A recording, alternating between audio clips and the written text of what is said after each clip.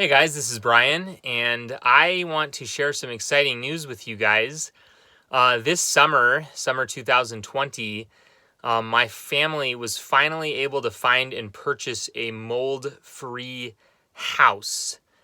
And in this video, I want to give you some tips for how we did that. We are finally all moved in to the mold-free house, and I am going to keep my casita RV set up. Because I still travel a lot for work conferences, and with the kids being so loud and playing and stuff, I need a place to do my work calls. So I'm actually making this video from the casita because the kids are playing with some friends in the house now. But we are finally fully moved in to the new house. I'm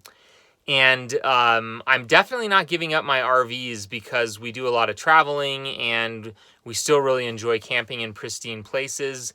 But yeah, as of summer 2020, we are kind of moving on from our fun family, 3-year mold avoidance road trip to finally settle into a real house.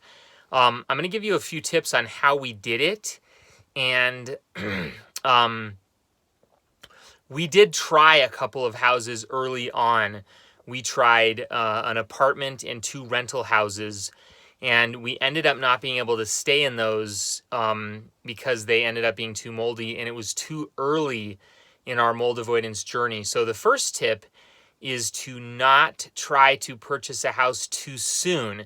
You need to do enough healing and have enough mold avoidance skills that you can tell the difference between a house that's kind of good, kind of bad, or really bad. Early on, it's kind of hard to identify the different kinds of molds in houses and to know because houses have smells and they have odors and they smell musty. That doesn't always mean they're bad. It takes time to develop the mold avoidance skills to learn what houses feel like and which one might work for you long term. The other thing is to hone in on your outdoor toxin skills, FRAT and MT, the outdoor super toxins we talk about that keep people sick, so you don't accidentally buy a house in a bad area. The other tip that I would like to tell you about that I really strongly feel is to not buy a house or build a custom house or go crazy doing mold-free customizations, because you can spend a lot of money trying to build a custom home or modify a home. Oftentimes it doesn't even work. You can't really test it until it's done, and it ruins the resale value because the normal consumer, the normal real estate shopper, is not going to be willing to pay a premium for your crazy fancy mold-free upgrade. So I suggest doing what we did, which is just finding a regular house for sale that you can tolerate and live in. We were finally able to do that. It's end of October 2020 now. We have been living in our new house for a little over a month now, and everything's going great. Like I said, we still do keep the 2 RVs because the big family RV, we like to take on trips. I do a lot of work trips in Los Angeles area. We like to go to Disneyland there and park the RV at the RV park. Of course, with coronavirus, Disneyland is closed now. I also do a lot of product reviews for RV accessories like RV skirting and RV accessory reviews. So I like to keep my RVs set up so that I can do product reviews for my YouTube channel.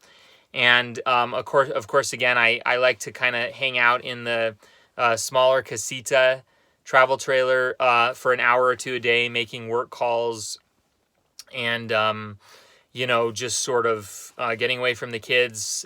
We do homeschool, so we can get kind of loud in the house. So I've kind of turned this into my little getaway office. But we are moved into the house. We're finally able to be in a building that we like and that we can live in. And that's about it. It can happen. We do not expect it necessarily to last forever. We might want to move to be closer to family. We might want to do something else. So always purchase a house with resale value in mind. Can you sell it? don't go crazy with custom modifications. Think of it as an investment. And don't buy it too soon, because if you buy it too soon, then you might make a bad choice with your mold tolerance. This particular house, the first time I looked at it back in July and August of 2020, I was able to be inside of it talking to the owner. It was a for sale by owner for a couple of hours, and I did not have any mold symptoms. And then I came back multiple times to check it, and it was always great. I checked it in different weather, different seasons of the year, and I was just able to be in it and live in it. So that's an awesome report for our family that we are finally moved into a house, and I wish you guys all the best. Just a disclaimer here, I am not a medical doctor. I am just a healthcare journalist, so this video is intended for educational purposes only.